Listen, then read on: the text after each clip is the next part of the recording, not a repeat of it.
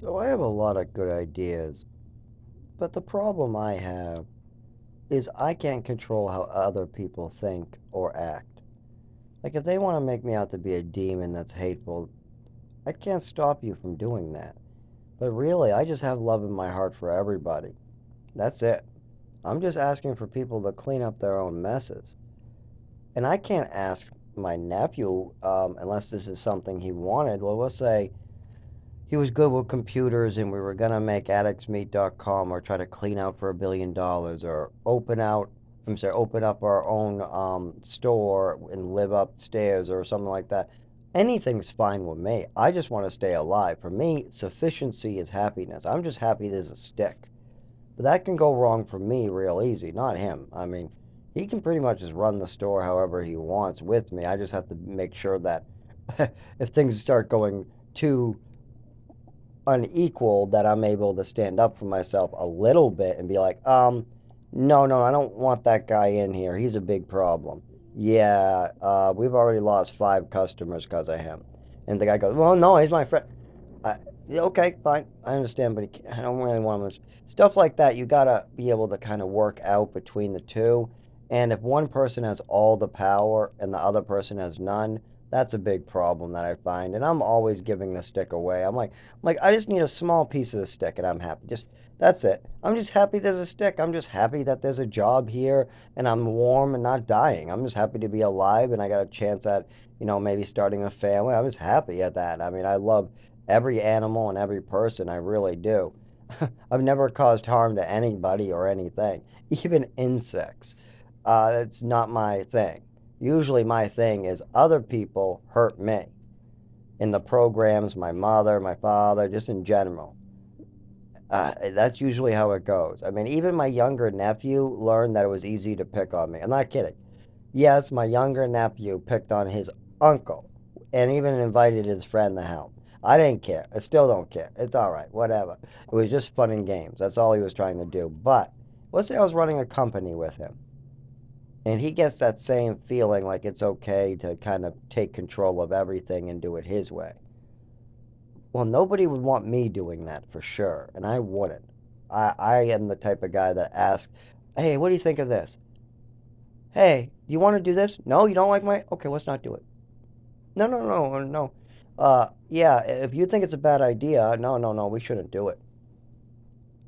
I'm always the one taking the short end of the stick and giving it up if somebody goes, no, I don't like it. But when it comes the other way around, where I gotta try to convince somebody else it's a bad idea, that's a little more difficult because by the time that comes, the person's walking all over me, and if I say no to something, they get very mad. And it's usually for a very good reason, like they're a drug addict or they need to go back with their family, or there's always a good reason that is very, very good, like people's lives are in danger, or you might become an addict, or so we might lose the business, or there's very, very good reasons.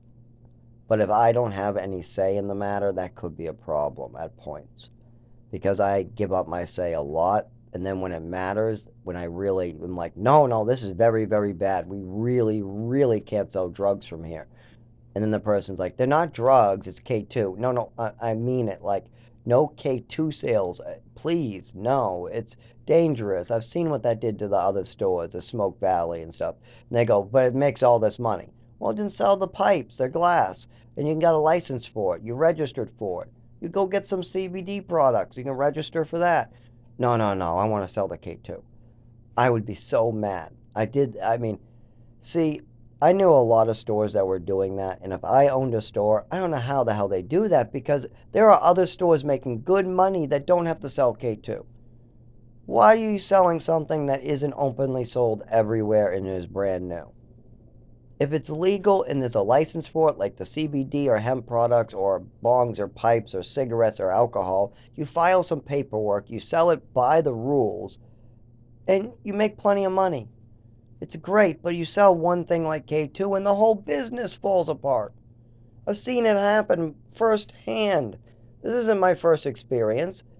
I was all the way back at age 19, no, probably 20, 21. And I've seen what bad decisions as a business owner will get you. Smoke Valley, La Vecina. There's been Smiley's. There's also the Mumble stores in Lowell. I've worked for lots of stores in Rochester, and I know all the different ways to run it. My most recent one, their problem is finding good help, and they kind of run off their customers and push them away. While other stores try to pull it as much as possible, but their policies sometimes get in the way as well as the training. So there's a lot of different things that with a mom and pop or where you own your own store that you can do, but you got to work things out as partners, not as a lopsided partner where I'm silent. A silent partner is good, but there are times where I would need to be able to speak up, and I will be overran. I will. I Seth, oh, if he got in this setup with me, he would definitely get everything he ever wanted because that's just how I am. If you want something, I just say yes. Oh, that's what you want to do? Okay, okay. Unless it really, really could hurt us or cause damage to a human being, or I see a big giant problem where if they ask me why, I will fully explain the giant problem and I will tell you I've seen it or I know this could happen. It might sound like it can't happen, but yes, if you sell K2, it's a big issue. Don't sell it out of the store. Don't. But everybody else is, I know, don't. I've seen this before. Stuff like that is much harder to work out. Like, let's say we owned a convenience store. The convenience store is out, people are selling K2 out of a lot of them. But the laws are changing so quickly they can't keep up with it, and the police are making stops and seeing it all over the streets. You're going to give your store a bad name. And you want the police to come in and shop with you. How about the police officers? You want them to come in and shop. They buy coffee, cigarettes. They're good shoppers. You want the cops or the police officers to like your store. Even if there's bongs and pipes, they don't care. They don't care. The cops come in and buy the bongs and pipes sometimes. They don't care. But if you're causing trouble and giving them more work, that is another problem. So you got to think like that, and I do. But no one ever listens to me is the problem. And I let people walk all over me. Now I've worked on this, and I'm great with customers, but when it comes to family members, I have a bigger problem. Or my bosses, anybody who's above me, police officer, bosses, mother, father, family, anybody I find a little bit above me or above me in general or a lot above me, I just do whatever they tell me exactly to the letter, and if they want something, they get it. But I'm working on that, and I'm much better with the family. I'm much better with just sticking to honesty and clarity. They don't like it. They don't like the truth. They can't handle the truth, but it's the best way forward. Being honest with everybody. Everybody deserves to know the truth of what's going on. And so I found that's a good way to deal with it. And that's, if I owned a business, just explaining why I think something is a bad idea is a great way to handle it. But you also need to have a say. And so, yeah, I can't ask them to want these things. Yeah, they would get whatever they want, but it would need to be a partnership no matter what. And they would be most likely able to do most of the decision making, and I would be the idea organizer guy. I have lots of ways to bring in money, and they're all legal and great, and they're all from other stores that make more money. I'm very observant, and the stores that make more money, I can walk in there and learn just by looking around. It's just very easy for me. And then I just got to get my partner to think it's a good idea. And then he has an idea, he just gets it. If I think it's, as long as it's not harmful, if they think it's a good idea and I don't understand it, you get it. That's it. That's it. I'm just happy there's a stick. You want to hire somebody on, and I don't get to pick them? Okay. I don't like the idea. I would really like to be part of hiring somebody, especially that I don't want a drug addict and I don't want a jest. There's plenty of people with good records, but they go, I don't get paid enough for this. And I know how to talk to them as well. Like, for instance, explaining to them that the more money we bring in, the more money we make, is the more money we, that means you, me, and the other partner, make. So remember that. We'll start you off at this, but if sales go up, we'll have a conversation with you that sales just went up.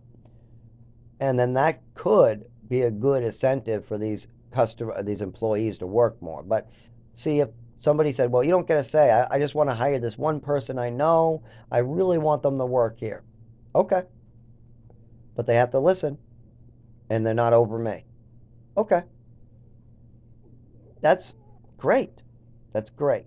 But I don't like the idea of not being able to look at who is going to be an employee for a store. Stuff like that is I'm definitely gonna not argue if somebody thinks they're making a good decision. I'm gonna ask for information. I'm gonna want to know what's going on. But yeah, it's okay. You know somebody really good who can do a great job. Good, great. Okay, you're gonna handle it. You don't want me getting involved. Okay, but if I think that things are going south, you want me to speak up, right? Oh yeah, okay, okay. Stuff like that you would have to want to do together. It would have to be something that people wanted. And also, you got to be willing to put in the time and the effort. My problem isn't the time and the effort, it's putting all the money into my health and actually being able to go back to work for a business. Once when you have a seizure at a job, it's problematic if you don't have paperwork. Why? Especially with a neurological disorder. Same thing with any shelter. It's very problematic. So it's a little different, and it's much harder to make money when you're spending $400 a month, getting transportation everywhere. So it's a little different for me, but I do save money. I got up to 1,000 last time before. What happened? Oh, yeah, I had a seizure and I needed to use it to pay the rent so I wouldn't be homeless living in the woods. Yeah, but I got up to 1,000. I took a picture, I recorded it, put it through the email so I wouldn't forget, and then I put it towards rent.